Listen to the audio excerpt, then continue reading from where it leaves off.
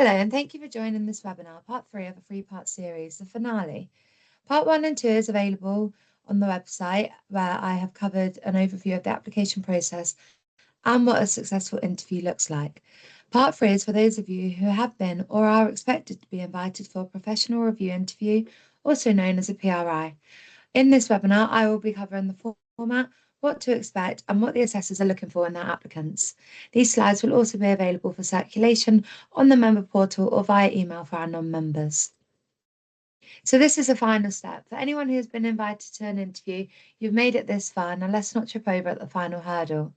Just to recap, we've had the CV submission and review, application submission, virtual panel and virtual panel review, and the final stage, the PRI, the professional review interview. So what is a PRI? A PRI is a final stage in the application process. It's your opportunity to really showcase your skills, your experience, and the value you bring, both within your career and the wider industry. Now, while it is an interview, we do our best to make sure it feels as informal and relaxed as possible, all while maintaining a sense of professionalism. We want you to feel comfortable, confident, and ready to show us the best version of yourselves.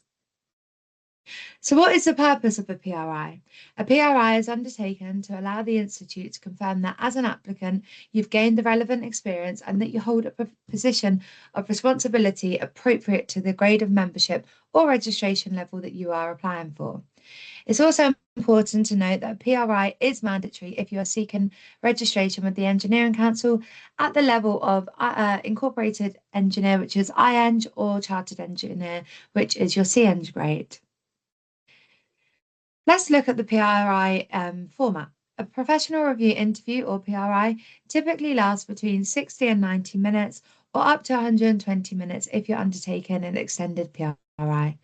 At the start of your interview, you'll be asked to present a valid photo ID. The panel will then ask you to use your webcam to pan the room, ensuring that the interview environment is secure and compliant with the Institute requirements. Please note that your interview will be recorded and kept on file for 28 days. This aligns with the period during which you may raise an appeal if your interview was unfortunately successful. You are also welcome to bring along additional supporting documents such as written materials, drawings, photographs, or certificates. Anything you feel may help support your discussion and demonstrate your achievements at the interview. So what can you expect from your PRI? As a rule, there are no standard questions and certainly never any trick questions. The questions you'll be asked are often broad by design. This allows you to demonstrate and be confident that you meet the required experience and provide enough detail for the panel of membership. And if applicable, registration with the Engineering Council. One important tip: please don't claim expertise that you don't have. It is always better to be honest about any gaps in your knowledge than to suggest a level of expertise that could be challenged through follow-up questions. And as mentioned in parts 1 and 2, the panel will be listening carefully for ownership in your responses. They'll want to hear, "I did this," rather than "we did this."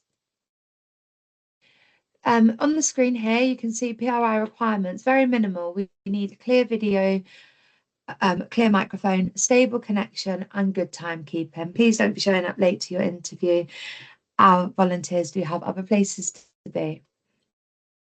Now let's look at what makes a good interview. A successful PRI usually has relaxed conversational tone. It shouldn't feel like a high-pressure job interview.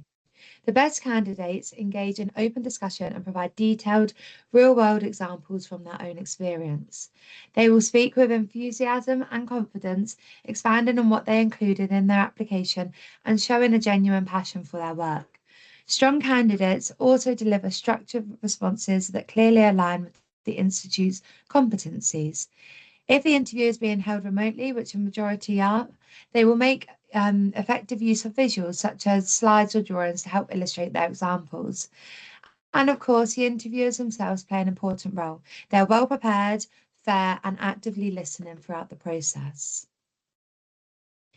In less effective interviews, we tend to see a few common issues. First of all, candidates may give short or generic answers, leaving the panel to do most of the talking. Second, there's also often a lack of alignment with the application content. For example, the answers conflict with what was written in their submission. Finally, some candidates rely on overly broad or company level descriptions rather than providing specific and personal examples that show their own contribution. We also sometimes see candidates who waffle or try to answer questions that weren't asked, and that can make it difficult to assess suitability at that level. Last but not least, a clear warning sign with PRIs is when a candidate appears unprepared, unfamiliar with their own submission, suggesting limited engagement with the process. In very strong interviews, candidates provide clear, specific, and relevant examples that are directly addressing the question that was asked. Their responses will show direct alignment with their written submission, reinforcing consistency and credibility. Strong candidates will highlight their personal involvement and responsibility. They focus on what they did, not just what the team achieved. They use I rather than we, and their examples are clearly reflecting actual engineering practice rather than abstract descriptions. Finally, the best responses demonstrate problem solving and reflection, showing not only what was done, but also what was learned from the experience. Now I'm going to touch on interview preparation tips. So good preparation makes a strong impression. Before the interview, reread and be fully familiar with your own application. Make sure you can confidently discuss every example and claim you've included. It can help to keep a short bullet point summary of key projects or evidence for quick recall during the interview. Bring a printed or digital copy of your application to refer to during the discussion. This will ensure consistency and helps you stay focused. Finally, take time to understand the Engineering Council requirements and UK spec competencies. The panel will be assessing your answers against these standards, so knowing them well will allow you to clearly demonstrate how you meet each one. If you do decide to include presentation, here are some here are some delivery tips for that presentation. So your presentation and delivery can strongly influence how effectively your experience comes across. Consider preparing a 10 to 15 minute, no longer, introductory presentation to set the scene and highlight your key achievements. That can be throughout your career or for a specific project. If your interview is remote, use screen share, which likely will be, as I've said, use the screen sharing function to show visual examples such as diagrams, project photos, or design outputs. These will help bring your work to life. Throughout the discussion, keep your responses relevant and concise. Stay on topic and directly address the question being asked. Last but not least, be honest and authentic. If you're unsure about something, it's perfectly acceptable to say, I don't know, or can you repeat the question? It will demonstrate integrity and professionalism. Final reminders. So as your final reminder, don't rush your application. It's always better to apply later with a strong, well-prepared submission than to apply early and risk falling short. Next, make sure you maintain an up-to-date CPD record and personal development plan. This essentially shows your commitment to ongoing learning and professional growth, which this application is part of your CPD. And before your interview, ensure you review and are well familiar with the Institute's Code of Conduct and Ethics.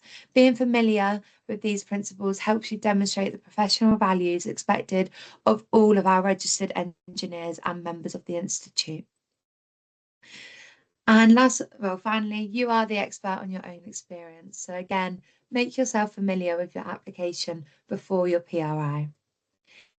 Thank you for joining. And as per the part 1 and 2, please send any follow-up queries to the Weldon Institute at twi.co.uk, which is on the screen in our bright green colour there.